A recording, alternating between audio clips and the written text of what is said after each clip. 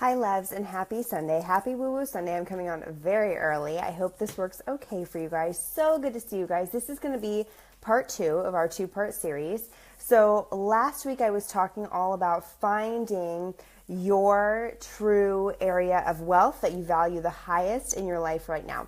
And we did a quiz. So if you missed it, make sure you go back. It was, if you search on my page for 4 areas of wealth, or you go back like 3 or 4 videos, it'll be on there. If you just go to my video library, it's like just a few back. And it says quiz time. Go back and do that for sure, because until you know the area of wealth in your life that you want to prioritize the most, it's almost impossible to feel fulfilled. And oftentimes when people are like, Britt, I feel like something is missing, or I'm not happy, or I feel like so much is going great, but I'm still feeling unfulfilled, it's often because they haven't truly dialed in what their idea of wealth is. And I think some of us on a surface level think that we know what an idea of wealth is, but it isn't until we really dive deep and think a little more that we really get down to it. So make sure if you haven't done so already that you go back and take last week's quiz. It'll take you 10 minutes. Just fast forward a little bit, get to the meat of it, and take the quiz so that you know what your idea of wealth is, and then we can embellish that here. Hi, Suzette, Lev, Robin, so good to see you. Tony, so good to see you. So today I want to talk about finding more balance in your life. Oftentimes what happens is we get so hyper-focused on one thing or another that an area of our life slacks. And when you have one area of your life that's deteriorating, pausing my movie to see Britt, oh, Tony, you're so sweet. It throws everything else off. Like, it's really difficult to be successful at work when your marriage is failing, right? I know that's an extreme example, but it's true. If the balance sways too far, none of the areas of your life will feel wealthy. And that's when people find themselves feeling down on their luck, or like it's never going to get better. That's when we start to feel those kind of ways. So I want to push through that, find a way to live a more balanced life, and to find you're happy, if that sounds good to you. It's going to be a very woo-woo Sunday. So let me introduce myself and then we'll roll. My name is Britt, and I'm a social media and marketing strategist just for hairstylists. My goal is to make your life as a stylist a little bit easier, a little bit more organized, help you to spend your time and money in the right places, quit wasting it in the wrong places, so you can grow your clientele the quicker, faster, easier way using today's technology. It's never been easier to grow a clientele. We just have to understand the tools at hand to do so, and I'm here to share some of those things with you today. Hi, Rachel. Hey, Cynthia. So good to see you. If you like what we're talking about, you can always hit the thumbs up, hit the love below, or hit the share button to share this with any other stylist who would enjoy it as well. And as always, keep the conversation going. Let us know how you feel about all this stuff, what you've learned along the way. It means so much to me. So if you've never joined me for Woo Woo Sunday before, on Sundays I do things very, very differently. So the rest of the week, I give very strategic business building advice. Hi, Claudia, for hairstylists. So we talk about retention, increasing retail, and finding new guests, and mastering social media, and all that really fun stuff. That's Monday through Saturday. And on Sundays, we talk more about getting in a healthy state of mind to really build the life that you are hoping to live. Most of us got into this industry because we wanted to make great money, have flexible schedules, and do something that we loved. For most people, that pretty much sums it up. You fall into one of those 3 categories, or all 3, right? But oftentimes, stylists find that they're not... Hold on, 1 second. Hold on. Time out. Sorry. My set's falling down. Most stylists find that they're not feeling fulfilled in all areas, and so it's something that we need to fix and correct. So go back and take the quiz if you haven't already done so.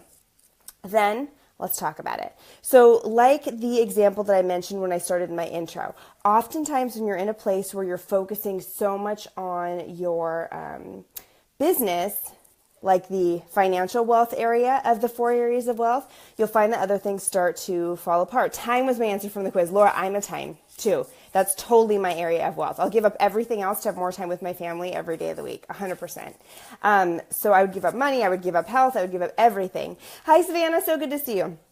I was coaching a stylist, this was sometime last year, and I got the most desperate email from her. And she said, Britt, I'm in the 365 days of hustle that you talk about, which is something I talk about.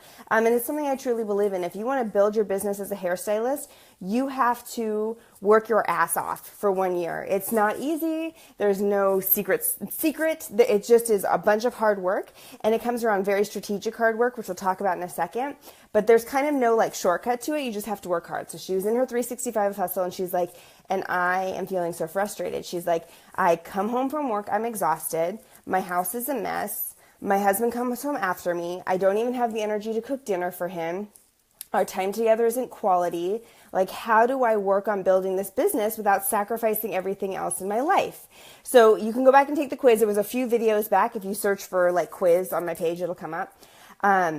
So I said, you're way too skewed. So if you did take the quiz, she was mostly D's. I'm sure of it. She was at this place in her life where her idea of wealth was money, and she was working really, really hard to get there. But the problem was her priority of love was probably... No, I bet her priority of love was fairly high. Her priority of time was in the gutters. She probably had no time as her priority. So she loves her husband. She wants to have a good marriage, but she feels like by the time he gets home, she's exhausted. She doesn't want to cook dinner for him. It sounds like too much work. She doesn't even want to talk to him. She's talked to people all day long. She's burnt out. She doesn't even want to do it. So this is the situation where people's personal relationships start to fall apart because they're too focused on just building the clientele. When there's people who talk about, I work 12 hours a day, 5 days a week, and it makes me happy, I always say, does it make you happy, or are you telling yourself it makes you happy? Also, people too, like I always will say things like, make sure you find what fulfills you outside of the chair. And people will comment on my Instagram. You'll see it a lot. I post like very hairstylist business building tips. And I always say things like, celebrate the life you're creating. Don't just work behind that chair. You need to get out and do other things. And people will be like, no, I'm happiest behind the chair.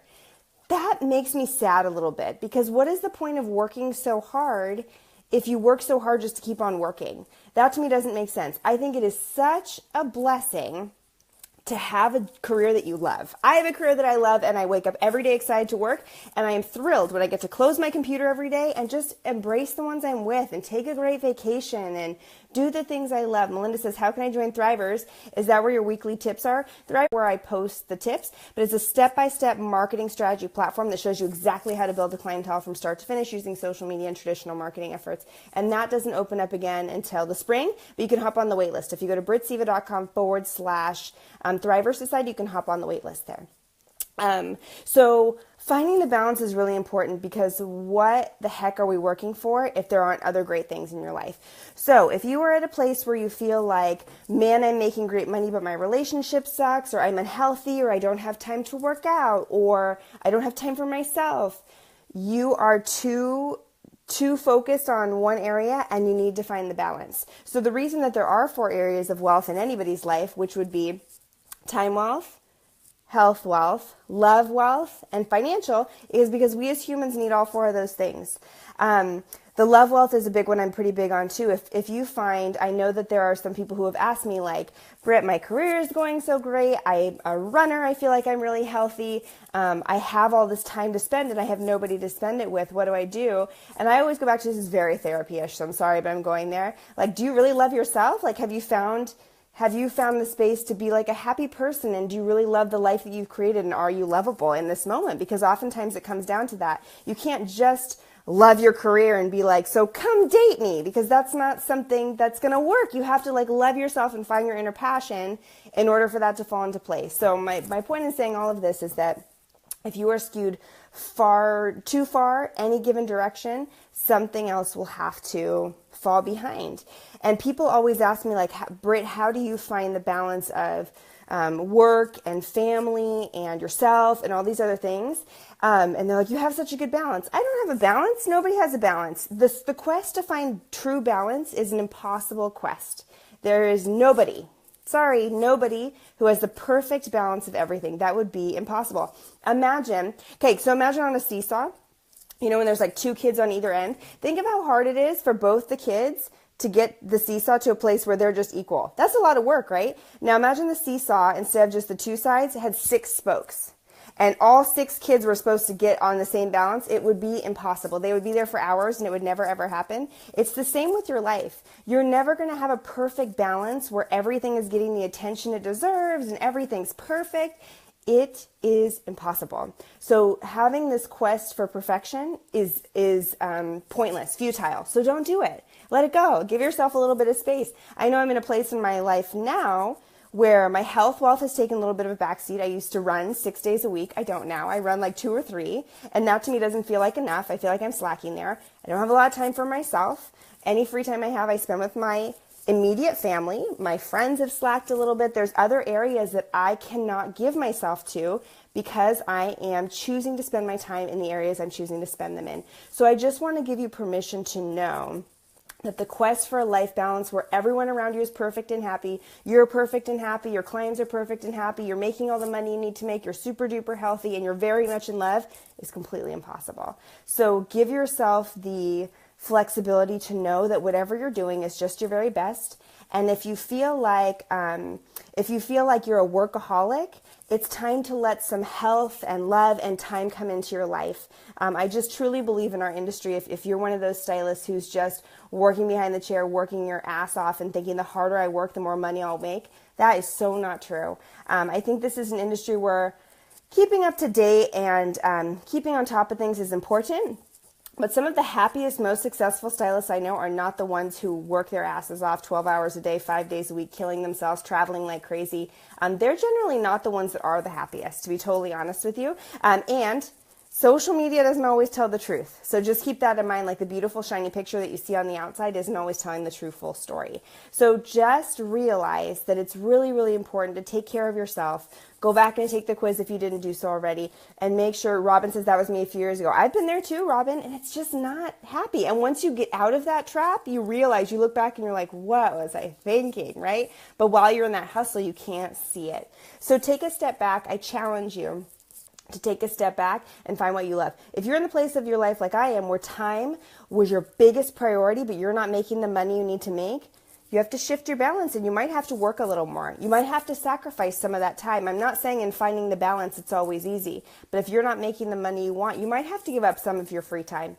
If you're like, Britt, I'm only behind the chair 3 days a week and I'm just not making the money I want and I'm working hard to market myself and it's not happening, you might need to pick up an extra day. That might be the solution, and that might be the sacrifice. So I'm not saying when you're fulfilling all the areas of love, it's always beautiful and shiny, but you do have to have a little bit of each piece, all 4 pieces in your life, to get as close to that balance and happiness as you possibly can. So this was very woo-woo, but I hope that helps some people to find a little clarity, and it gives people permission to end that endless cycle of seeking perfection or balance. It's truly impossible. Anybody will tell you that. Any expert in psychology or anything will tell you that. It's an impossible quest. It's one that those of us perfectionists become so frustrated with because it's all we ever want and it's completely unattainable. And that's why perfectionists are always perfectionists, because they can never really get what they want. So true. So much love to you guys. I hope you give yourself time this week to find your idea of love, dive in and truly embrace it, create the happy life that you want to look back on in 50 years and say, damn, I'm really glad I lived my life that way. Find that and keep working to create that while you work in this beautiful industry. So that's my hope for you. So much love to you guys. Happy Sunday, and I will see you all next week. Bye, guys.